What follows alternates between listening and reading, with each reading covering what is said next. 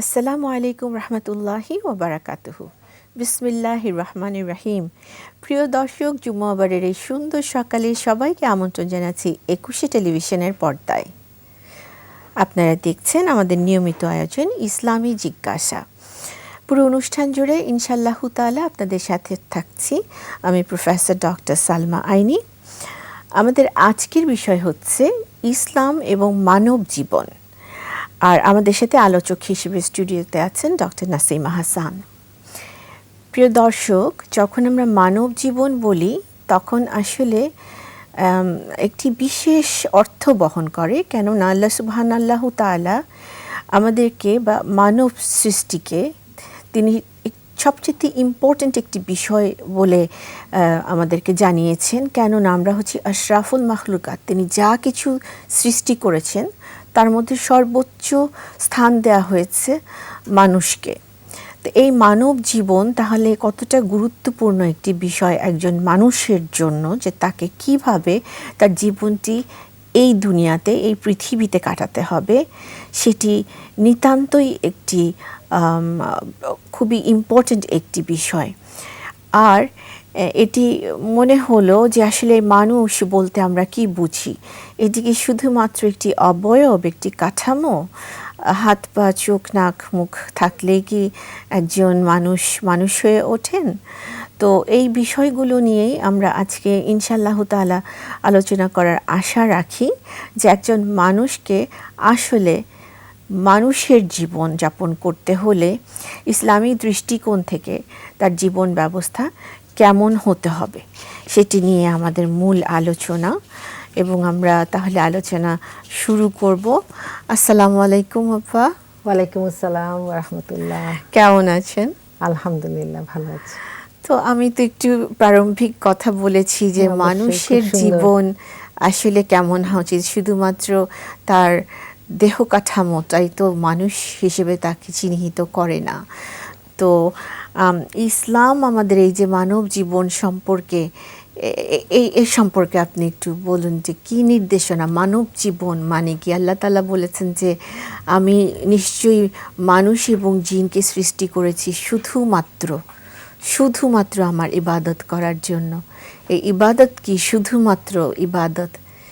এই পুরো ব্যাপারটির ব্যাপকতা। অবশ্যই খুব সুন্দর, এবং তুমি একদম রেলিভেন্ট আয়াতটি বলে দিয়েছো। তো আল্লাহ তাআলা এই যে ইসলামের যে বাণী, এটা আসলে একটি পরিপূর্ণ জীবন ব্যবস্থা। এটা পরিব্যাপ্ত করে আমাদের ব্যক্তিগত জীবন, পারিবারিক জীবন, অর্থনৈতিক জীবন, রাজনৈতিক জীবন, এমনকি আধ্যাত্মিক অর্থাৎ আমার রুহানি জগতেও আমি কিভাবে চলবো, সমস্ত কিছুর দিক নির্দেশনা আল্লাহ তাআলা এখানে দিয়েছেন। কাজে এটা শুধুমাত্র আমার কাঠামো, যে আমার দেহটা আল্লাহ তাআলা দিয়েছেন শুধু এটা নয়, আমার ভেতরে যে একটি রূহ দিয়েছেন সেটাকেও শক্তিশালী করা, পুষ্টি দেয়া, সমস্ত কিছুই কিন্তু আমার করণীয়। মানে শুধু দেহকে দিব অথবা শুধু রূহকে দিব এটাও কিন্তু নয়। দুনিয়াতে আমার উভয়কেই আসলে একটি কাঠামো, একটি নির্দেশনার মধ্যে রেখে আল্লাহ যেই উদ্দেশ্যে আমাকে এখানে সৃষ্টি করেছেন, এই যে আমি যে আল্লাহর খলিফা, মানে আল্লাহর রিপ্রেজেন্টেটিভ, প্রতিনিধি আমি এই দুনিয়াতে। এবং এটা আমি কিসের জন্য? তুমি যে আয়াতটি বললে যে সূরা জারিয়াতে, ওয়ামা খালাকাতুল জিন্না ওয়াল ইনসা ইল্লা লিয়াবুদুন। আমি জিন ও মানব জাতিকে আমার ইবাদত ছাড়া আর কোনো উদ্দেশ্যে সৃষ্টি করিনি। এই যে এটা বুঝতে পারাটা, এটা খুবই জরুরি। এবং এই ইবাদত অর্থে এই নয় যে আমরা সারাক্ষণ নামাজ পড়বো, সারাক্ষণ তাসবিহ পড়বো, সেটা নয়। বরং ওই যে বললাম, আমার অন্যান্য যে জীবনের পর্যায়গুলো, আমি ব্যক্তি হিসাবেও আমার সব কিছু থাকতে হবে, এবং আমি অন্যান্য কাজেও, যখন আমি অর্থনৈতিক লেনদেন বা অর্থনৈতিক কাজে লিপ্ত থাকবো, আমার অর্থনৈতিক প্রেক্ষাপট চলে আসবে, বা রাজনৈতিক প্রেক্ষাপট আসবে, সামাজিক প্রেক্ষাপট আসবে, এগুলো জায়গায় আমি আল্লাহর হুকুমের আওতায় থাকবো। তিনি যে আমাকে দেখছেন এইভাবে কাজগুলো করব। তাহলেই কিন্তু এই ইবাদত সত্যিকারের ইবাদতে পরিণত হবে। এমন না যে আমি নামাজ পড়লাম আর অফিসিয়াল কাজে যে একটি করাপশনে চলে গেলাম, এটা কিন্তু হলো যেমন না। অফিসিয়াল কাজে তো আমরা আসলে একটি খুব দুরবস্থা বলবো, কারণ রন্ধ্রে রন্ধ্রে নানা রকমের অরাজক দুর্নীতি। হ্যাঁ, তো এখন যেমন আপনি অফিসিয়াল যখন বলছেন, তখন একটি অফিসে ধরেন যে কাউকে কোনো একটি অ্যাসাইনমেন্ট দেওয়া হয়েছে, বা তিনি একটি টিমের সাথে একটি অ্যাসাইনমেন্ট করবেন, তো তিনি টিম ওয়ার্কটি যদি ঠিক মতো না হয়, টিমের অন্যান্যরা যদি সহযোগিতা না করেন, এবং তিনি যদি বাধ্য হন কোনো একটি কাজ সম্পূর্ণরূপে শুধুমাত্র আল্লাহ তাআলার দিকে তাকিয়ে যে না এটি আমি করে দেব, বা আমার দায়িত্বটা পালন করলে এখানে যাদের জন্য করছি তাদের প্রতি আমি ইহসান করব, তাদের জন্য এটি সুবিধা হবে, এটি করে তিনি যখন কাজটি সুসম্পন্ন করে দেন, তারপরে যদি সেটির অ্যাপ্রিসিয়েশন না করে উল্টো ক্রেডিটটা অন্যের কাছে চলে যায়, বা তারা ক্লেম করে ফেলে যে এটি তো আসলে ওনাকে যিনি করলেন কাজটি তারকে সম্পূর্ণভাবে উপেক্ষা করে তাদের ক্রেডিটের ঝুলিতে তারা এটি নিয়ে নিলেন, এটি কি মানবের কোনো মানবতা? এটাকে বলবো অবিচার, এটা নাকি জাস্টিস। এই জাস্টিসটা বা ব্যালেন্স বা ভারসাম্য আনএথিক্যাল। হ্যাঁ, এটা তো এথিক্যাল নাই। এটা এই ভারসাম্যটা আমরা বারবার নষ্ট করছি। এই জন্য হয় কি, আমাদের এই যে মানব জীবনের যে বিভিন্ন পর্যায়গুলো, এগুলোকে আমরা ভাগ করতে পারি। যেমন আমার ব্যক্তি জীবন, সেই ব্যক্তি জীবনে প্রথম চলে আসবে আত্মশুদ্ধি। কয়েকটি ভাগে ভাগ করেছি আমরা। আমাদের এই আত্মশুদ্ধি রাখতে হবে, তারপর জীবনের উদ্দেশ্যটা আমরা যাতে পূরণ করতে পারি, তারপর হলো আমাদের সামাজিক ন্যায় বিচার ও সমতা, এগুলো সব চলে আসবে আসলে যখনই মানব জীবন নিয়ে কথা বলবো। তারপর নিরাপত্তা ও নৈতিকতা, পরিশেষে হলো ইহকাল ও পরকাল। কাজে আত্মশুদ্ধির কথায় আসলে আবার আমরা দেখি এখানে একটি আত্মশুদ্ধি নিয়ে কোরআনে প্রচুর আয়াত রয়েছে। আপনার একজন দর্শক যুক্ত হয়েছেন, আমরা প্রশ্ন শুনে নিই। আসসালামু আলাইকুম রহমতুল্লাহি ওয়া বারাকাতুহু। আসসালামু আলাইকুম। আসসালামু আলাইকুম রহমতুল্লাহি ওয়া বারাকাতুহু। হ্যালো, আসসালামু আলাইকুম। ওয়া আলাইকুম আসসালাম। আমি পাবনা থেকে আব্দুল জব্বার বলছিলাম। জি জব্বার ভাই, আব্দুল জব্বার ভাই, ভালো আছেন ইনশাআল্লাহ? আমার একটাই প্রশ্ন বলার অনুমতি পেয়েছি। প্রশ্নটা হচ্ছে, আল্লাহ তাআলা সূরা বানী ইসরাঈলে বলছেন যে আমি মানুষকে সম্মানিত করেছি, আবার শেষে যাব আমি আয়াতটা না বললে শেষে যাব আমি মানুষকে শ্রেষ্ঠত্ব দান করেছি। আবার সূরা আল ইমরান আল্লাহ তাআলা বলছেন আমি মানুষকে সম্মানিত করি, আমি আবার অসম্মানিত করি। আমার প্রশ্নটা হচ্ছে, আল্লাহ তিনটি বললাম আমি আল্লাহ সম্মান দান করেছে, শ্রেষ্ঠত্ব দান করেছে, আল ইমরানে বলছে সম্মানিত করেছি, আবার বলে আল্লাহ বলছে আপনি মানুষকে অসম্মানিত করবেন, লাঞ্ছিত আমি করি। এ বিষয়ে ব্যাখ্যা চাই অতিথি আবার কাছে। আসসালামু আলাইকুম। ওয়ালাইকুম আসসালাম। মানে এক জায়গায় বলেছেন, পরের অংশটা বুঝিনি, আরেকটা আয়াতের প্রেক্ষিতে উনি বলেছেন অসম্মানিত করেছেন বলছেন, উনি করেছেন। আবার এখানে আসলে একটি সূত্র রয়ে গেছে, আল্লাহ তাআলাই দিয়েছেন। যেমন সূরা ৩ যদি পড়ি, সহজ সূরায় আমরা যাই, যে ওয়াত্তিনে ওয়াজাইতুন ওয়া তুরি সিনিন ওয়া হাযাল বালাদিল আমিন, এই কসমগুলো দেওয়ার পর আল্লাহ তাআলা বলেছেন লাকাদ খালাকনাল ইনসানা ফি আহসানি তাকবীম, নিশ্চয়ই মানুষকে আমি সর্বোত্তম অবয়বে সৃষ্টি করেছি। এই অবয়ব অর্থ তার দেহ কাঠামো শুধু নয়, তার বুদ্ধি, বিবেক, তার রুহানি যে শক্তি, সব কিছু মিলিয়ে। তারপরে সুম্মা রাদাদনাহু আসফালা সাফিলিন, অতঃপর তাকে আমরা কি করেছি, সবচেয়ে অধঃপতনের গভীরে তাকে, মানে তার এগুলো থাকার পরেও সে যদি ভালোভাবে ভালো আমল না করে, তখন কিন্তু সে অধঃপতনের নিম্ন স্তরে চলে যাবে। কিন্তু কারা ছাড়া? যারা আমানু ওয়া আমিলুস সালিহাত, ঈমান এনেছে ও নেক আমল করেছে। আপনি প্রথম যে আয়াতটি বলেছেন, সেটাতে আল্লাহ তাআলা তাদেরকেই শ্রেষ্ঠত্ব দান করেছেন যারা আসলে নেক আমল করেছেন এবং অবশ্যই ঈমান এনেছেন, ঈমানদারির সাথে নেক আমল করেছেন। এটা সূরা আসরেও আমরা পাই এবং কোরআনের বিভিন্ন জায়গায় এটা আছে। যেই জাতি আল্লাহর উপর ঈমান এনেছে, শুকর আদায় করেছে, এরকম কিন্তু আমরা প্রায় পাই। তাদেরকে আল্লাহ তাআলা আরও বর্ষণ করেছেন তার রহমত এবং বরকাত। এবং যারা নাকি আল্লাহর হুকুম জানার পরেও অথবা বুঝে এটার বিরোধিতা করেছে, তাদেরকে আল্লাহ তাআলা অসম্মানিত করেছেন। এটাই তিনি বুঝিয়েছেন। এবং এই অসম্মান কিন্তু এই দুনিয়াতেও হতে পারে, পরকালেও হতে পারে। পরকালে তো এটার একটি বিচারই আছে, বিচারও আছে, এবং এখানেও হতে পারে। কেননা আমরা আবার কোরআনেই পাই যারা অতিরিক্ত করেছে তাদেরকে আল্লাহ লাঞ্ছিত করেছেন, যেমন ফিরআউনের ঘটনা আমরা জানি।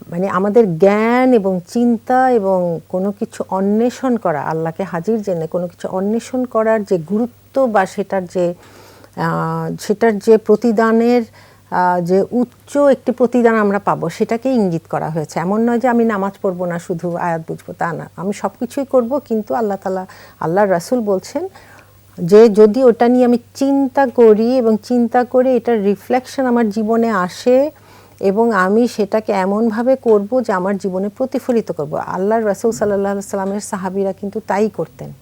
অল্প অল্প কোরআন নাজিল হতো, তারা সাথে সাথে যারা পারতেন মুখস্থ করে ফেলতেন, যারা লিখতে পারতেন লিখে ফেলতেন, কিন্তু সেটার প্রতিফলন সঙ্গে সঙ্গে জীবনে ঘটিয়ে ফেলতেন।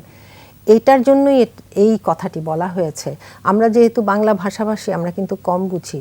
আবার যারা আরব, তারা হয়তো যাদের মধ্যে সেই বুদ্ধি বিবেককে কাজে না লাগালে, যেটা হতো যে অনেকে এই জন্য রিজেক্ট করেছিল ওনার যে কোরআনের বাণীকে, কাজে আল্লাহ মাফ করুন, আমাদের মধ্যে সেই উৎসাহ, উদ্দীপনা এবং অনুসন্ধিৎসু মনটা ফেরত আসুক, যেখানে আমরা আল্লাহকে আরও গভীরভাবে জানবো।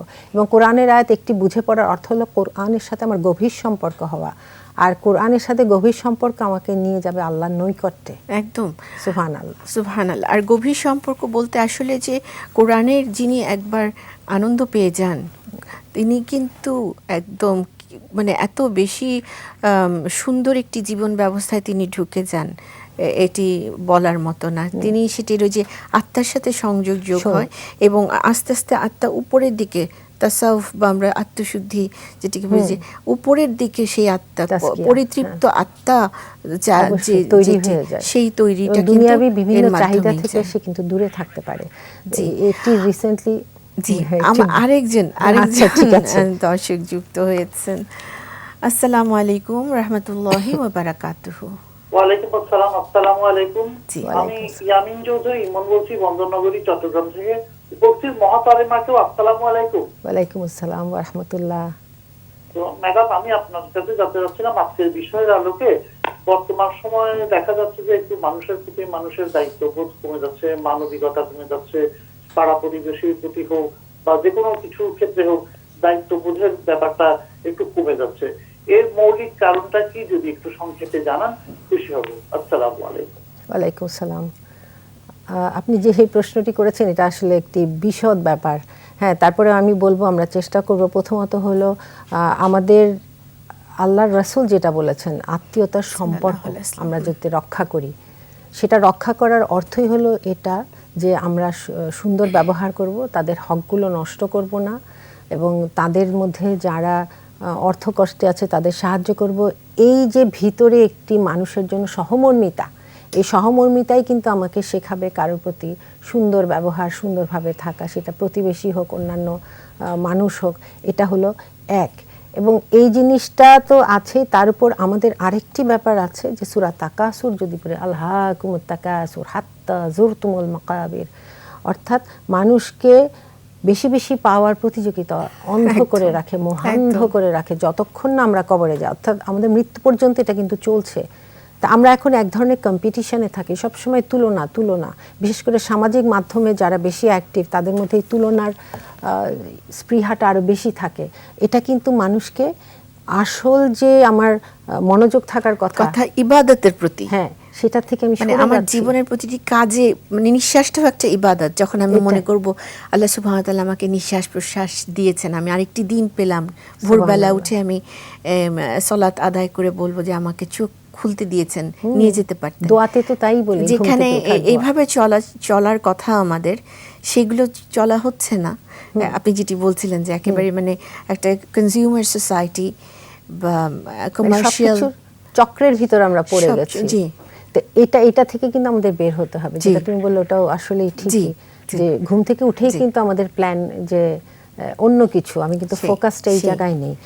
কাজে এই যে আমরা এখন চিন্তা করলে দেখা যায় কি প্রতিবেশীকে আমরা খুব কম চিনি। আপা, আমরা এই আলোচনাটা চালিয়ে যাব, একটা ছোট্ট বিরতিতে যেতে হচ্ছে। আচ্ছা, প্রিয় দর্শক, আপনারা দেখছেন ইসলামী জিজ্ঞাসা 21 টেলিভিশনের পর্দায়। যেতে হচ্ছে ছোট্ট একটি বিরতিতে, আমাদের সাথে থাকুন, অন্য কোনো চ্যানেলে চলে যাবেন না প্লিজ। আমরা ফিরে আসছি শিগগিরই।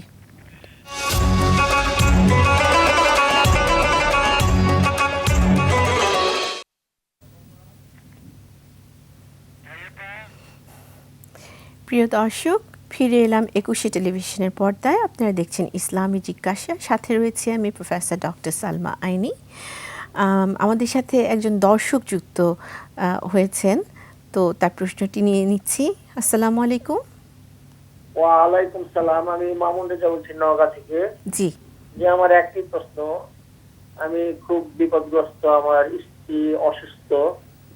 তো আমার স্ত্রী হসপিটালে ছিল গত মাসের 14 তারিখ থেকে 25 তারিখ পর্যন্ত, প্যানক্রিয়াসের সমস্যা। তারপর তিনি বাসায় এসে হঠাৎ করে মানসিক বিকৃতি ঘটে গেছে এবং থাকে থাকে আর কি প্রলাপ বকছেন, যে একটা ভালো কথা বলতে বলতে প্রলাপ বকছেন। তো কোরআন হাদিস থেকে আমি কি কি দোয়া বা আমল করব এই সমস্যার সমাধানের জন্য? আমি খুবই বিপদগ্রস্ত আর কি। আচ্ছা রেজা ভাই, খুব সম্ভবত তো নিশ্চয়ই প্রথমত আমরা খুবই দুঃখিত বোধ করছি, আর আল্লাহ সুবহানাহু ওয়া তাআলার কাছে দোয়া চেয়ে নিচ্ছি আপনার স্ত্রীর দ্রুত সুস্থতার জন্য। ইনশাআল্লাহ তাআলা নিশ্চয়ই তিনি আমাদেরকে সাহায্য করবেন। তো আপনি জানতে চেয়েছেন কি ধরনের দোয়া কোরআন এবং হাদিসের আলোকে আপনি করতে পারেন। জি ভাই, আমরা শুনে দুঃখিত হলাম এবং সবাই আমরা দোয়া করছি। এবং দ্বিতীয়ত হলো যে বিভিন্ন হাদিস থেকেও পাওয়া যায় যে আলহামদু সূরা অর্থাৎ সূরা আল ফাতিহা, এটা অনেক বড় দোয়া। এটা পড়ে পড়ে আপনি আল্লাহর কাছে চাইতে পারেন। তারপর তো বেশি বেশি দরুদ শরীফ পড়া, বারবার আল্লাহর কাছে মাফ চাওয়া, তার প্রশংসা করা, বিভিন্ন প্রশংসামূলক যে ওনার নামগুলো আছে, বৈশিষ্ট্য আছে, সেগুলো ডেকে ডেকে করা। তারপর আয়াতে শিফা রয়েছে, এটা আপনি যে কোনো বইয়ে পাবেন। আয়াতে শিফাগুলো বিভিন্ন জায়গায় আছে কোরআনে, সেগুলো একসাথেই অনেক জায়গায় পাওয়া যায়, সেগুলো আপনি না পেলে ইন্টারনেটে পাবেন। তো এগুলো পড়বেন। তো এইভাবে পড়ে পড়ে আপনি দোয়া করবেন এবং কিছু সাদাকা করুন। সাদাকাও মানুষকে সুস্থতা, বিপদ এগুলো থেকে উদ্ধার করে। এবং দরকার হলে আপনি অনেক সময় বলা হয় জানের সাদাকা, অর্থাৎ কোনো একটি ছাগল বা কিছু কিনে এতিমখানায় পশুকে জবাই করে সেটা এতিম বা সেরকম দুস্থদের মধ্যে খাওয়ানোর ব্যবস্থা করলেন এবং তাদেরকে অনুরোধ করলেন যে আপনার স্ত্রীর জন্য দোয়া করতে। এবং ভাই আরেকটি জিনিস, যে সাথে সাথে কিন্তু ডাক্তারদের পরামর্শ আপনি নিতে থাকবেন। এবং অনেক সময় খুব ক্রিটিক্যাল রোগীদের যখন আইসিইউতে ঢোকানো হয়, এটা আমার অভিজ্ঞতা থেকে বলছি, যে তারা কিন্তু ওখান থেকে বের হওয়ার পর অনেক সময় কথা ঠিক থাকে না, একটু নর্মাল আবার অ্যাবনর্মাল কথা বলেন। তো এটা আল্লাহ তাআলা ওনার কাটিয়ে দিক, আল্লাহ তাআলা সুস্থ করে দিন তাড়াতাড়ি, ইনশাআল্লাহ আল্লাহ সাহায্য করবেন। আমিন। আর আরেকটি বিষয় ভাই আমি একটু যুক্ত করতে চাই, সেটা হচ্ছে একটু লক্ষ্য করুন যে কোনো কাজ কোথাও হচ্ছে কিনা যেটি আল্লাহ পছন্দ করছেন না, সেগুলো বন্ধ করে দেওয়া, কাজ হোক বা যেটাই আল্লাহর। আর বেশি বেশি আমরা তো নফল নামাজও পড়তেই পারি, ফরজের সাথে নফল পড়ে পড়ে আল্লাহ, কারণ আল্লাহ তাআলা কোরআনে বলেছেন ইস্তাঈনু বিস-সাবরি ওয়াস-সালাহ, যে সবর এবং সালাতের মাধ্যমে আল্লাহ সাহায্য চাও। নিশ্চয়ই আল্লাহ সাহায্য তো নিকটে, আল্লাহই বলেছেন। আমিন আমিন। নিশ্চয়ই উনি ভালো হয়ে উঠবেন। তো এখন আমরা যে আলোচনা করছিলাম যে কেন, আরেকজন ভাইয়ের প্রশ্ন ছিল যে কেন মানব জীবনে কেন আমাদের একের প্রতি অপরের সহমর্মিতা বোধ চলে যাচ্ছে, এবং সেটি ছিল যে আমরা এই পর্যায়ে ছিলাম যে আমাদের যে প্রতিযোগিতা, এবং এখানে আরেকটি বিষয় হচ্ছে যে সেলফিশনেস, এত বেশি সেলফিশ, এখন সেলফ সেন্টার্ড জীবন হয়ে গেছে, যে এতটা স্বার্থপরতা যে অন্যকেও মানে অন্যের জীবনকে অতিষ্ঠ করে দিয়েও আমার এটি চাই, আমরা সুখ বা পজিশন, পাওয়ার, যেটাই বলি না কেন, নানা আঙ্গিকে, যে অন্যের ক্ষতি হয়ে যাক, তার পরিবার ধ্বংস হয়ে যাক, তার জীবন ধ্বংস হয়ে যাক, সে অসুস্থ হয়ে যাক, তবুও তাকে আমি ছাড়বো না আমার নিজস্ব এজেন্ডা বাস্তবায়নের জন্য।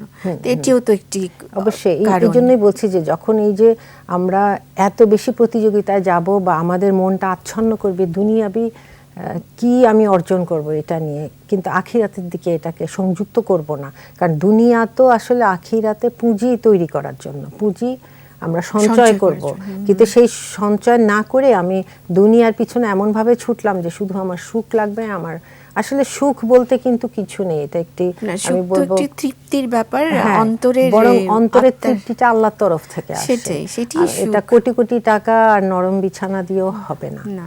যদি না তার আরো অন্যান্য জিনিসেও সে তৃপ্তি লাভ করে। এবং অতৃপ্ত আত্মাই কিন্তু আমাদের সবচেয়ে বড় শত্রু। লোভ, হিংসা, এগুলো দিয়েই কিন্তু আমরা পরস্পরের কাছ থেকে দূরে সরে যাচ্ছি। আমাদের সহনশীলতা নেই, অন্যের ভালো কিছু আমি পছন্দ করছি না। তাহলে কিভাবে হবে? এটা তো দিন দিন কমতেই থাকবে। এবং নৈতিকতার চর্চা আমাদের খুব কমে গেছে, আমি বলবো। আমাদের সন্তানদেরও শেখাচ্ছি না। নিজের সন্তান হলে অন্ধ হয়ে স্নেহ বিতরণ করছে, অন্যের সন্তান দেখলে আমি সমালোচনা করছি। মানে এবং নিজের সন্তানকে যে কোনো কোনো সময় তাকে বিরত করতে হয় অনেক কিছু থেকে, যাতে বিরত সে রাখতে ভ্রষ্ট হয়। হ্যাঁ ভ্রষ্ট পথে না যায়, সেটিও কিন্তু আমরা করি না, যে পারছি না না। পারছি না বা করছি না, হ্যাঁ। ছাড় দিচ্ছে, এটুকু এমন এখন করেই, এই যুগে এইভাবেই চলতে হয়। যেমন এই যে আমি শুধু সিম্পল একটু উদাহরণ দিই, যে আমার বাচ্চা যখন বড় হয়েছে, বালেগের দিকে যাচ্ছে, কয়জন আছি আমরা ফজরের নামাজে উঠাবো, আহা সে ঘুমাচ্ছে, মায়া লাগছে, উঠাবো না।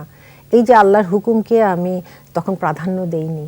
তারপর রোজার দিন আসবে, থাক তার তো পরীক্ষা, কেন না খেয়ে থাকবে, এই প্রশ্নগুলো কেন আমার মনে আসবে? তাকে তো প্রশিক্ষণটা দিতেই হবে। এবং এর জন্য কিন্তু ওই সময়ের জন্য আমার জবাবদিহিতা আছে। সে অ্যাডাল্ট হয়ে গেলে হয়তো নেই, কিন্তু এই যে তাকে এই পথটিতে যাওয়ার জন্য সেটা তো হাত ধরে নিতে হবে। তো এটা তারপর বেসিক আপনার নামাজের সাথে চলে আসে কোরআন তেলাওয়াত, অর্থ সহ বুঝে বোঝা। এটিকে নিজের জীবনে নিয়ে আসা, প্রতিফলন ঘটানো। যে আমি এমন ব্যক্তিও দেখি যে বলছে আমি রোজা আছি, কিন্তু অজস্র গীবত, অজস্র মিছে কথা, অজস্র মানে কি বলে এটাকে, যেসব শব্দ উচ্চারণ করা উচিত নয় সেগুলো অজস্রভাবে বলেছে। তাহলে এখানে তো নিশ্চয়ই সেই সুশিক্ষার অভাব রয়েছে, বা এবং আমার practice নফসকে আমি করছে না, কন্ট্রোল control করছি না, আমার না। সংযম নেই। কারণ আল্লাহ তাআলা কিন্তু বলেছেন এই ধরনের আমরা যখন থাকবো তার না খেয়ে থাকাটাই শুধু হবে, সে উপবাসটাই শুধু হবে। হ্যাঁ, আসলে সেটি তো আর সিয়াম সত্যিকারের হলো না। রোজার যে সংযম, আমার জিহ্বার সংযম, আমার চোখের, আমার কানের, আমার আচার আচরণে, তা আল্লাহ তাআলা আসলে এটার কারণটা আমি সেজন্য ওই ভাইকে বলছিলাম যে উনি এমন প্রশ্ন করেছেন, এটা অনেক বিশদ ব্যাপার। আমাদের প্রত্যেকটি সেক্টরে চিন্তা করতে হবে কোথায় কোথায় আমরা আসলে সমস্যা করে রেখেছি। সমস্যা কিন্তু আমাদের, ইসলামের নীতিমালায় কোনো সমস্যা নেই, আমরা সেটাকে আমাদের জীবনে প্রতিফলিত করতে পারিনি। করতে হবে, অন্য না করুক, আমরা করি, শুরু করি ইনশাআল্লাহ। কারণ আমার জবাব তো আমাকে দিতে হবে, এটিও তো হ্যাঁ, একটি মনে রাখার সেটাই। বিষয়, যে শেষ দিনে, শেষ বিচারের দিনে তখন আর আমার জন্য কেউ সুপারিশ করতেও সুপারিশ আসবে করবে না, না।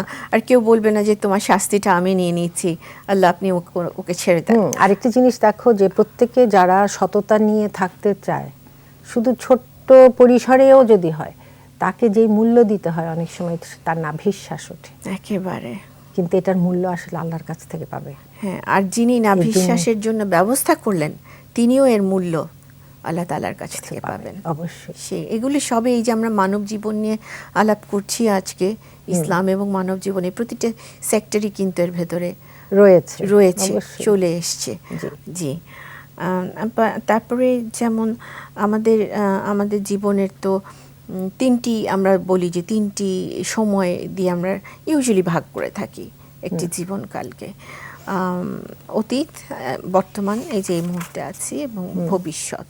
তো এখন অতীত, বর্তমান, ভবিষ্যৎ, আমরা জানি ইসলাম বলে যে অতীত সেটি চলে গেছে, এটি আর ফিরে আসার নয়, এটিকে আর ভেবে লাভ নেই।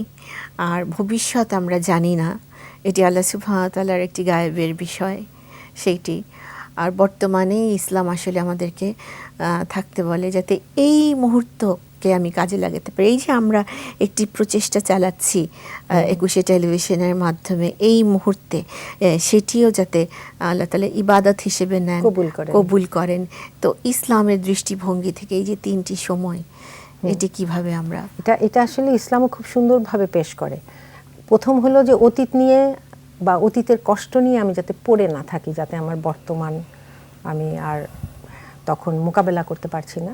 আবার ভবিষ্যৎ নিয়েও বেশি চিন্তা না করি, কারণ ওভার থিঙ্কিং হয়ে যায়, সেটাও আমার জন্য খারাপ। কারণ যেটা ঘটেনি, যেটা হবে, সেটা নিয়ে আমি এমন করছি যে আমার আবার এই বর্তমানটা আমি নষ্ট করছি। কিন্তু আল্লাহ তাআলা অতীতের কথা কিছু কিছু বলেছেন যেটা আমাদেরকে আল্লাহ তাআলা স্মরণ রাখতে বলেছেন। সেটা প্রথমত হলো যখন আমরা রুহানি জগতে ছিলাম, সব রূহগুলো কিন্তু আল্লাহ একই সৃষ্টি করেছেন এবং কোরআনে আছে যে আল্লাহ তাআলা জিজ্ঞাসা করলেন, আমি কি তোমাদের রব নই? তারা বলেছিল বালা, হ্যাঁ নিশ্চয়ই নিশ্চয়ই। অর্থাৎ এটা খুব খুব নিশ্চয়তা দিয়ে সব রূহগুলো উত্তর দিয়েছে। এবং আল্লাহ তাআলা বলছেন এটা এই জন্য করেছিলাম যেন যেন কিয়ামতের দিন তোমরা বলতে না পারো যে আমরা তো এই দিন সম্পর্কে আমরা জানতাম না। অর্থাৎ তুমি যে রুহানি জগতে কথা দিয়ে এসছো যে আল্লাহ তোমার রব, এটা ভুলে যেও না। অর্থাৎ এই দুনিয়াতে এই মুহূর্তে যে আমরা বাস করছি, আমরা যে রুহানি জগতে কথা দিয়ে এসছি, এটা যাতে স্মরণ থাকে। আর হলো যে এরপরে আল্লাহ তাআলা কি করেছেন, এই রুহানি জগৎ থেকে আমরা যখন দুনিয়াতে এসছি, মায়ের গর্ভ, তারপরে আমরা দুনিয়াতে এসছি। মায়ের গর্ভের কথা নিয়ে বিভিন্নভাবে কোরআনে আছে, যেমন প্রথম নাজিলকৃত আয়াতগুলোতেও আছে যে খালাকাল ইনসানা মিন আলাক, আলাক থেকে মানুষকে সৃষ্টি করেছেন, যেটা আসলে খুব ছোট্ট টাইনি একটা জিনিস যেটা লটকে থাকে মায়ের গর্ভে। ওই সময় কিন্তু এত কিছু মানুষ জানতো না, কিন্তু আল্লাহ তাআলা ওই প্রথম রিভিলেশনে জানিয়ে দিলেন যে মায়ের গর্ভে তুমি এসেছো, তারপরে তো দুনিয়ায় আসবে। কাজে ওই রুহানি জগৎ থেকে আমি দুনিয়ার বুকে চলে আসলাম, এটা হলো একটি ব্যাপার। আর পরবর্তীতে যেটা হলো যে এটা আমি শুনবো না, জানবো না, যে হয়তো বললাম যে আমি তো জানতাম না, সেটা নয়, বরং এই আমার রুটটা যেন মনে থাকে। দ্বিতীয়ত আল্লাহ তাআলা বলছেন যে আমি কোথা থেকে সৃষ্ট হয়েছে, কি ধরনের পদার্থ থেকে, এটা তার মনে রাখার জন্য। কেননা যখন বালেগ হয় মানুষ খুবই যুক্তি খোঁজে, আল্লাহর অস্তিত্বকে পর্যন্ত অস্বীকার করতে চায়। এই জন্য বারবার আল্লাহ তার রুটকে চোখের সামনে আনছেন। দ্বিতীয়ত হলো ইসলামের শিক্ষাই হলো যে বর্তমানে এমনভাবে থাকবে, যেমন আমরা ওই যে টেন্স পড়ি না, হ্যাঁ, প্রেজেন্ট কন্টিনিউয়াস টেন্স, এই অবস্থায় থাকতে হবে। যেমন আমি এই মুহূর্তে আমরা এখানে আছি সেটে, এবং আমাদের কাজ হলো যে ইসলামের যে টপিকটা আজকে সেটা নিয়ে কথা বলা, এবং এইটার বাইরে কিন্তু আমরা এখন যাব না। এই যে ফোকাসটা, এটাই হলো এই বর্তমানে থাকা। আল্লাহ তাআলা চান যে আমরা এই দুনিয়াতে এমনভাবে পুঁজি সংগ্রহ করব এই কন্টিনিউয়াস টেন্সে থেকে, এবং ওইগুলো মনে রেখে যে রুহানি জগতে আমি কি কথা দিয়ে এসেছি, তখন আমি কি করব, আমার সেই পুঁজি, আমার সঞ্চয়টা থাকবে আখিরাতের জন্য। সেই আখিরাতটা আবার ভবিষ্যতে। কাজে বর্তমান নিয়ে আল্লাহ তাআলা এই কথাটি বলেন যে তুমি নেক আমল করবে এবং দৃঢ় ঈমান সহ এই দুনিয়াতে আমি আমল করব, কিন্তু তোমার সব কিছু রেকর্ড করা হচ্ছে। এবং প্রতিদিন ফেরেশতা এসে আমাকে বলে যে সকালে যখন আমরা ঘুম থেকে উঠি যে আমি একটি নতুন দিন, আমাকে উত্তম রূপে ব্যবহার করো। আদালতে হাসরের সেই দিন ছাড়া তোমার সাথে আমার আর দেখা হবে না। অর্থাৎ এই ডেট, এই বারটি আর কিন্তু আমার জীবনে আসবে না। কাজে এটি একটি অনেক বড় একটি নিয়ামত। হ্যাঁ, নিয়ামত তো অবশ্যই। এবং একটু আগে একটি আয়াত বলেছিলাম যে তাকাসুর, ধনজন বাড়াবার লালসা, প্রতিযোগিতা মহান্ধ করে রাখে। এটাও কিন্তু বর্তমান জগতেই আমরা করছি, এবং বর্তমান সময়টাকে আমরা নষ্ট করছি এগুলো করে। এগুলো যাতে না করি।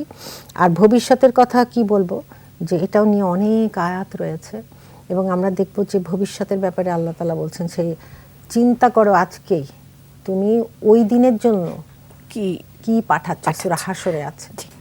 আমাদের একটা ছোট্ট বিরতিতে যেতে হচ্ছে, ফিরে আসে আলোচনা আবার ইনশাআল্লাহ আমরা কন্টিনিউ করব। প্রিয় দর্শক, যেতে হচ্ছে আবারও ছোট্ট একটি বিরতিতে। আমাদের সাথে থাকুন, ফিরে আসছি ইসলামী জিজ্ঞাসা অনুষ্ঠান 21 টেলিভিশনের পর্দায় ইনশাআল্লাহ।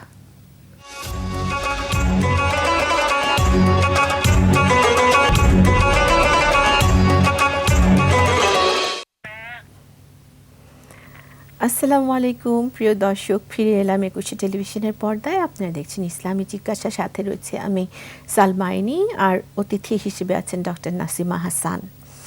আমরা আলাপ করছিলাম যে ইসলামের দৃষ্টিতে অতীত, বর্তমান এবং ভবিষ্যৎ, এগুলোকে আমরা কিভাবে ডিফাইন করব। আমরা ভবিষ্যৎ নিয়ে কথা বলছিলাম, যেটি কিনা আসলে আখিরাতকে নির্দেশনা দেয়।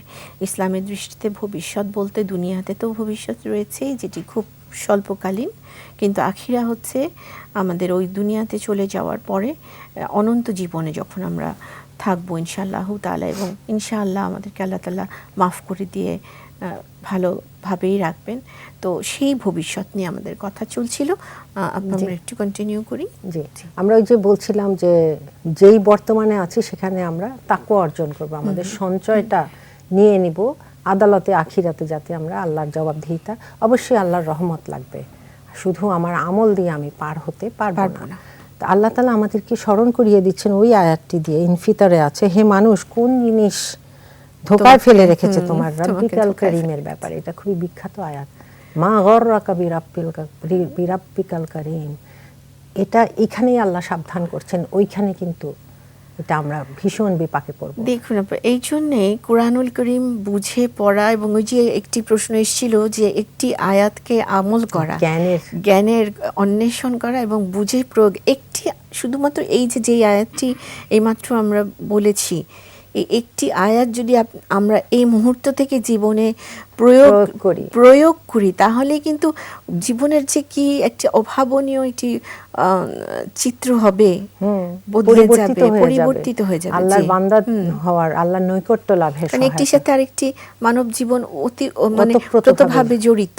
তারপরে দেখো আরেকটি আয়াতে আল্লাহ তাআলা বলছেন যে হে মানুষ নিজ রবের যে অসন্তুষ্টি সেটা থেকে বেঁচে থাকো, কেননা সেই দিনকে ভয় করো যেদিন কি হবে, তার পিতা তার সন্তানের উপকারে আসবে না, সন্তান কোনো পিতার উপকারে আসবে না।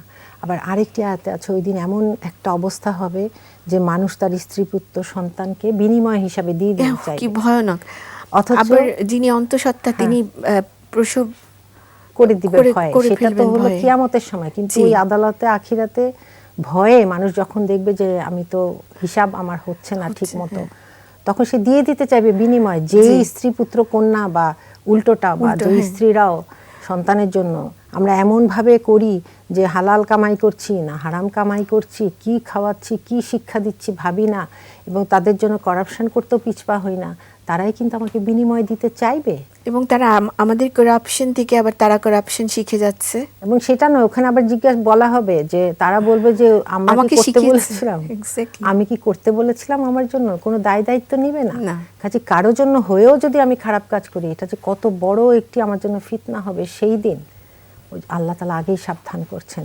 এবং এই সাবধানতা এই জন্যই করছেন, আবারও বলছি এটা ভবিষ্যৎ, এটা নিয়ে আমার এমনভাবে চিন্তা থাকতে হবে যাতে আমি গুছিয়ে নিতে পারি, আমি দুনিয়ার মোহে না পড়ে দুনিয়া থেকে সেই সঞ্চয় করে ফেলতে পারি পুঁজিটা, যাতে আমি সেদিন আদালতে আখিরাতে আল্লাহর রহমত সহ আমার আমল নামা আমি নিয়ে যাতে মৃত্যু মুখে পতিত হতে পারি। এখন আমি কবে মরবো ঠিক নেই, হজও করলাম না, নামাজও পড়লাম না, কোরআন বুঝে পড়লাম না, আমি মানুষের সাথে ইচ্ছা মতো অন্যায় আচরণ সব করে গেলাম, এটা তো নয়। মানব জীবনকে আল্লাহ সাজাতে চাচ্ছেন যাতে এই দুনিয়াতে, বলা হয় না রব্বানা আতিনা ফিদ দুনিয়া হাসানা ওয়াল আখিরাতে হাসানা, আমি এই দুনিয়াতেও হাসানা কল্যাণ চাই আল্লাহর কাছে, আখিরাতেও হাসানা চাই, হাসানাতা ওয়া ফিল আখিরাতে হাসানা ওয়াকিনা আযাবান নার, আমাদেরকে জাহান্নামের আগুন থেকে রক্ষা করো। এটা যে কত সুন্দর একটি বাস্তব ভিত্তিক দোয়া, এখানে কিন্তু বর্তমান এবং ভবিষ্যৎকে আল্লাহ তাআলা দেখিয়ে দিয়েছেন, এবং দেখিয়েছেন যে দুনিয়াও যেমন গুরুত্বপূর্ণ, দুনিয়া থেকে পুঁজি নিয়ে আখিরাতের জন্য তৈরি হওয়াটাও গুরুত্বপূর্ণ। দুনিয়া পুরো ছেড়ে নয়, আমি পরিবারেও থাকবো, অফিস আদালতও করব, কিন্তু আমাকে আল্লাহর বান্দা হিসাবে থাকতে হবে। এই জন্যে মানব জীবনের পরিপূর্ণতা আসলে কোনোটা বাদ দিয়ে নয়। এখানের ওই শিক্ষাটা যে অতীত বর্তমান ভবিষ্যৎ, সেটা কোরআনের শিক্ষা, সেটুকু আমার থাকলেই চলবে। বরং ওটা নয় যে আমাকে কে কবে কষ্ট দিয়েছিল তাকে তো মাফ করতে পারলাম না, বা ও ক্ষতি করেছে এখন আমিও ক্ষতি কিভাবে করব, এটা নিয়েই আমার 1 বছর 2 বছর কাটিয়ে দিলাম। হ্যাঁ, এটা নয়, বরং আল্লাহ বলছেন কোথা থেকে এসেছিলে, কোথায় কি দিয়ে তৈরি করেছি, পুঁজি সংগ্রহ করো, আদালতে আখিরাতে সাবধান, কেউ কারো উপকারে আসবে না, কোনো বন্ধুত্ব উপকারে আসবে না। তো সুবহানাল্লাহ, আল্লাহ তাআলা যে আমাদেরকে কিভাবে সাবধান করেছেন, এটা মানে শুকর তাঁর যে আমাদেরকে বলে দিয়েছেন যে এগুলো করো। এবং এটাও সত্যি যে যারা আসলে আল্লাহর বাণী নিয়ে, আল্লাহর কোরআনের এবং আল্লাহর হাদিস জেনে, রাসূলুল্লাহর জীবনী জেনে জীবনকে অতিবাহিত করে, তাদের মধ্যে কিন্তু পরিতৃপ্তি দেখা যায়। একদম। হয়তো সুখে আছেন এটা বলা যাবে না, কারণ দুনিয়াতে কেউ সুখে থাকবে না, থাকার কথাও নয়। হ্যাঁ, হ্যাপি শব্দটা যেমন নুমান আলী খান বলছিলেন যে হ্যাপি হওয়ার শর্ত বা নিয়মটা আল্লাহ তাআলা কোরআনে বলেননি, বরং প্রশান্তির কথা বলেছেন। সে না খেয়েও প্রশান্তিতে থাকবে। একদম। আমরা তো দেখি এরকম অনেক মানুষ আছেন আশেপাশে যাদের খুব দৈন্য দশা আপাত দৃষ্টিতে, কিন্তু তারা দেখা যাচ্ছে যে কোথা থেকে একটু কি পেলেন তাতেই হয়ে গেল। প্রথমেই এরকম একেবারে বাস্তব যে খাবার পেয়েছেন, ওই যে প্যাকেটে খাবার দিচ্ছিলেন কেউ একজন, সেরকম একজন ওই খাবারটি নিয়ে উনি প্রথমে রাস্তায় দাঁড়িয়েই উনি 2 রাকাত নামাজ সালাত আদায় করে নিলেন, শুকরিয়া করে তারপরে তিনি মানে এই যে রিজিকের ব্যবস্থা মালিক তিনি এটি করে দিলেন। এটি হচ্ছে মানব জীবনের বিশাল একটি শিক্ষা, এবং এটি হচ্ছে আসলে আমরা যে মানব জীবন বলছি ইসলাম কিভাবে দেখতে পারি। ইসলাম বলে জীবন এটি আল্লাহ সুবহানাহু ওয়া তাআলা আমাদের এই দুনিয়াকে মানে বলেছেন যে এটি মশা মানে মাছি মশার পাখার চাইতেও নগণ্য, মানে এটিকে উনি কোনো মূল্যই দিবেন না, কিন্তু যিনি কিনা ওনাকে মেনে চললেন, ওনাকে ভালোবাসলেন এবং এই পৃথিবীতে শান্তিময় পরিবেশে থাকার চেষ্টা করলেন, তৈরি করলেন শান্তিময় পরিবেশ, তার জন্য আল্লাহ সুবহানাহু ওয়া তাআলা সুখবর রেখেছেন। আমাদের সাথে একজন দর্শক যুক্ত হয়েছেন, লিখে নেই প্রশ্ন। আসসালামু আলাইকুম রাহমাতুল্লাহি ওয়া বারাকাতুহু। আসসালামু আলাইকুম। আসসালামু আলাইকুম। ওয়ালাইকুম সালাম। জি, আমার প্রশ্ন হচ্ছে যে আমাদের যে মহিলাদের যে রোজাগুলা বাদ যায়, সেই নফলে মনে করেন যে 8টা 10টা কারো 7টা যায় বাদ যায়, তাহলে আমি যদি এই নফল নামাজগুলা মানে নফল রোজাটা আমি যদি আগে করে যে আমার কম রোজাটা হচ্ছে আমি যদি পরে করে দিই তাহলে কি আমার এই রোজাটা হবে না? প্রশ্নটি বোঝা গেছে। আচ্ছা, হ্যাঁ বুঝেছি। জি। আপনি বলছেন যে নফল রোজাগুলোর যখন সময় আসে সেগুলো আগে করবেন নাকি ফরজটা করবেন? হ্যাঁ, যেটা বোন, আপনি ফরজটা আগে আদায় করবেন এবং নফলের সময় যেমন শাওয়াল মাসের যে রোজাগুলো আপনি ওই ডেটগুলো তো রাখেন, আল্লাহ তাআলা আপনাকে দুটোরই প্রতিদান দিবেন এরকমও মত আছে। কাজে আপনি আগে আপনার যেগুলো ভেঙেছেন বা রাখতে পারেননি সেই রোজাগুলো আগে পূরণ করুন। হ্যাঁ, কারণ নফল কিন্তু নফল শব্দটাই বলে দেয় যে এটা আমার জন্য ফরজ নয়। যেগুলো ফরজ রোজা আপনার ছুটে গেছে কোনো কারণে বা কারো ছুটে গেছে, সে ওই দিনগুলোতে রোজা রাখবে এবং আল্লাহ তাআলা অবশ্যই, আল্লাহর প্রতিদান তো অফুরন্ত। আপনি আল্লাহর কাছে দোয়া করুন, আল্লাহ তাআলা নিয়তটা দেখেন, আপনার অন্তর দেখছেন, আমাদের অন্তর দেখছেন, আপনি সেটাই করবেন এবং রেখে যান। এখন আমি এখানে একটি আমার মনে এলো, সেটি হচ্ছে যে নফল রোজা যেমন এই যে শাওয়ালের 6 রোজা, এই 6-এর সাথে কি আবার ওই ভাঙা রোজা নিয়ত করা যেতে পারে? আমি সেটাই বলছি, করা যেতে যে অনেকেই বলেছেন এটা পারবে। এইটি আমি আরেকটু ওই 6টা যে সে রাখলো সে ওগুলো পূরণের নিয়ত করে রাখতে ভাঙা পারবে। রোজার নিয়তের জন্য ভাঙা রোজা হয়ে গেল, আর নফলের টাইমে তো সে রেখেছে ইনশাআল্লাহ। এটি একটু ক্লিয়ার করে, মানে অনেকেরই এই জিনিসটি প্রশ্নটি থাকে বারবার। জি, অনেকেই বলেছেন যে ওইভাবেই রাখতে। এখন দ্বিমত পাওয়া যেতে পারে, কিন্তু আমি মনে করি যে ইনশাআল্লাহ আল্লাহ চাইলে তো সবই পারেন। তখন যদি সন্দেহ আসে তারপরে আমি বলবো যে ফরজ রোজাগুলো আগে করে ফেলতে, শাওয়াল মাসের ওই কয়টিতে যদি সে রোজা রাখে, ফরজের ভাঙতিগুলোই আগে করে তারপর উনি যদি মনে হয় যে এক্সট্রা করবে। আরো একজন দর্শক যুক্ত হয়েছেন, আলহামদুলিল্লাহ আজকে আমরা অনেকের সাথে কথা বলার সুযোগ পাচ্ছি। আলহামদুলিল্লাহ। আসসালামু আলাইকুম। ওয়ালাইকুম সালাম। আসসালামু আলাইকুম আপা। ওয়ালাইকুম আসসালাম। আমি আবার দুটো প্রশ্ন ছিল। একটা প্রশ্ন হচ্ছে পর্দা বলতে মানে কি বোঝায়? বোরখাটা কি পড়তে হবে নাকি বড় চাদর দিয়ে শরীরটা ঢাকলে হবে? প্রথম প্রশ্ন। আর দ্বিতীয় প্রশ্ন হচ্ছে আপা, অনেক সময় আজান দিচ্ছে তখনই হয়তো নামাজে দাঁড়ালাম, তো তখন কি নামাজ পড়াটা সহি নাকি ইসলামী মতে, নাকি এটা ভুল হবে? আবার আজানের পরে, আজান শেষ হওয়ার পরে পড়াটাই উত্তম? এটা একটু অনেক সময় তো ওয়াক্ত হলে আমরা বাইরে যাই, ওয়াক্ত হলে আচ্ছা বোন, আমরা বুঝতে পেরেছি। জি, আচ্ছা, পর্দা বলতে উনি সুন্দর প্রশ্ন করেছেন, এটা সময় সংক্ষিপ্ততা রয়েছে। আচ্ছা, আমি খুব শর্টকাটে বলে দিই।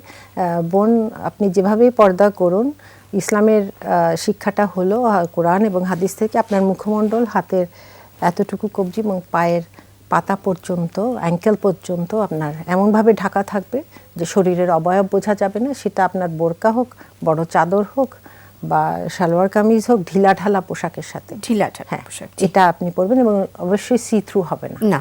হ্যাঁ, এটা। আর দ্বিতীয়ত যে প্রশ্নটা করেছেন যে আজান হলো আপনাদেরকে জানান দেয় যে এখন সময়ও হয়েছে, মসজিদে তার একটু পরেই জামাত হবে, এটার জন্য ওয়াক্ত কিন্তু একটু আগে হয়ে যায়, তবু আমরা আজানকেই তো ধরি, এটা আমাদেরকে স্মরণ করিয়ে দেয়। তবে আজানের শুরুতে হয় কি অনেক সময় মনটা একটু বিক্ষিপ্ত হয়ে যায় আওয়াজে, নামাজে যদি দাঁড়াইও, কিন্তু আমাদের তাড়াহুড়া থাকলে আমরা কিন্তু পড়ে নিতে পারি, যদি এমন হয় যে আমার নামাজটা পরে পড়ার সুযোগ হবে না। হ্যাঁ, আর ওয়াক্ত হলেও তো পড়ে ফেলা যাবে, সেটাই বললাম, জি, ওয়াক্ত হলেই আসলে পড়ে আগেই ফেলা হয়ে যাবে, যায়। জি। এটা আমরা আসলে সংবাদপত্র থেকেই দেখতে জি, পারি, জি। অনেক জায়গাতেই আসে। জি জি আপা, অনেক অনেক ধন্যবাদ। আজকে সবাইকে আমাদের অনেক ধন্যবাদ। দর্শকের সাথেও কথা হয়েছে, আলহামদুলিল্লাহ, অনেক ধন্যবাদ। সবাইকে ধন্যবাদ। প্রিয় দর্শক, আমাদের সাথে থাকার জন্য আপনাদেরকে ধন্যবাদ। আল্লাহ সুবহানাহু ওয়া তাআলা আমাদেরকে এই সময়টুকু নির্ধারণ করে দিয়েছিলেন মানব জীবন সম্পর্কে, যাতে আমরা নতুন করে আবার নিজেদেরকে একটি রিমাইন্ডার দিতে পারি যে আমি মানুষ হিসেবে, আশরাফুল মাখলুকাত হিসেবে আমি সৃষ্টি হয়েছি, কাজে আমার কিভাবে এই জীবনটিকে কাজে লাগাতে হবে, কিভাবে আমার চলতে হবে, যাতে করে আমি আমার যে অ্যাকচুয়াল জীবন, এটিকে বলা যায় একটা মিরাজ, এবং সেই কারণেই আমরা আজকের আলোচনা করেছি। সবাই অনেক সুন্দর থাকুন, ভালো থাকুন। আসসালামু আলাইকুম রহমতুল্লাহি ওয়া বারাকাতুহু।